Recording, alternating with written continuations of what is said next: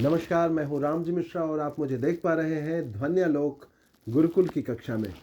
जी हाँ, धन्यवाद आप सबों का जो आपने बहुत सराहा हमारी वीडियोस को, हमारे ट्यूटोरियल्स को और इतना प्यार दिया।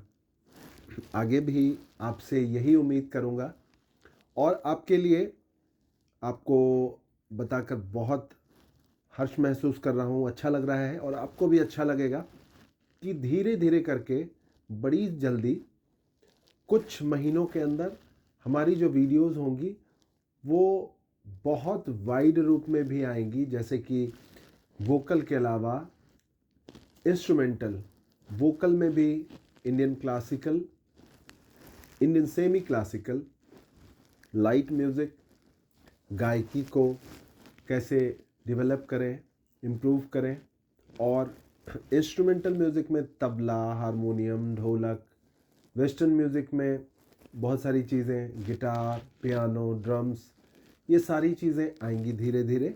तो आप हमारे प्रयास को इसी तरह सराहते रहें, देखते रहें और संगीत सीखने का आनंद लेते रहें। आज की कक्षा में जो विषय है वो ये है कि संगीत के स्वर कौन कौन से हैं और उनका रियाज कैसे किया जाए ताकि एक अच्छी शुरुआत हो सके। हमने पहले भी इस संदर्भ से रिलेटेड कुछ वीडियोस डाली हैं, बहुत सारे लोगों ने देखा भी होगा, मे बी आपने भी देखा हो। लेकिन इस विषय में आज की जो कक्षा है वो थोड़ी डिफरेंट है, मज़ेदार भी है और जानकारी भरी भी है। तो आप पूरा वीडियो देखें बिना स्किप किए हुए। स्वर हमारे 3 तरह के होते हैं। सबसे पहली बात तो यह है कि जो भारतीय संगीत है उसे हमने 2 भागों में बांटा है, उत्तर भारतीय संगीत पद्धति और दक्षिण भारतीय संगीत पद्धति। उत्तर भारतीय संगीत पद्धति जिनमें हम लोग आते हैं, दक्षिण भारतीय संगीत पद्धति में साउथ इंडिया से जो टीचर्स हैं, सिंगर्स हैं, हम उनको सुन पाते हैं, उनसे सीख पाते हैं।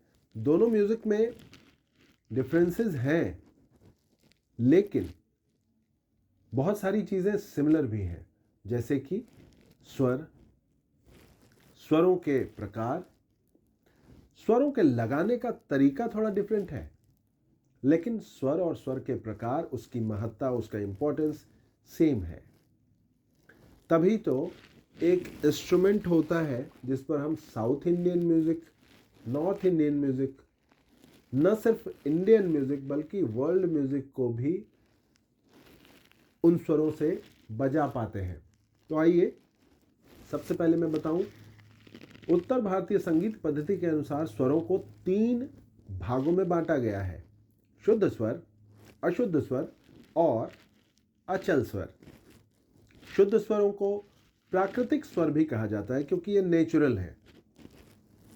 अशुद्ध स्वर नाम के अनुसार कुछ गलत नहीं है, जैसे अशुद्ध लिखा है या अशुद्ध कहा जाता है, तो दरअसल इसे शुद्ध के बाद बनाया गया तो यह पूर्ण रूप से शुद्ध नहीं माना गया। इसे कलाकारों, संगीत के जो बड़े जानकार लोग हैं, विद्वजन हैं, उनके द्वारा बनाया गया, उनके द्वारा समझाया गया, तो इसे अशुद्ध स्वर की श्रेणी में रखा गया।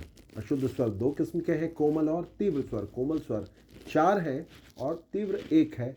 कोमल स्वर रे, ग, ध और नी कहा जाता है। तीव्र स्वर म को कहा जाता है। और जो तीसरा प्रकार है स्वर का, अचल स्वर, उसमें सा और प आते हैं।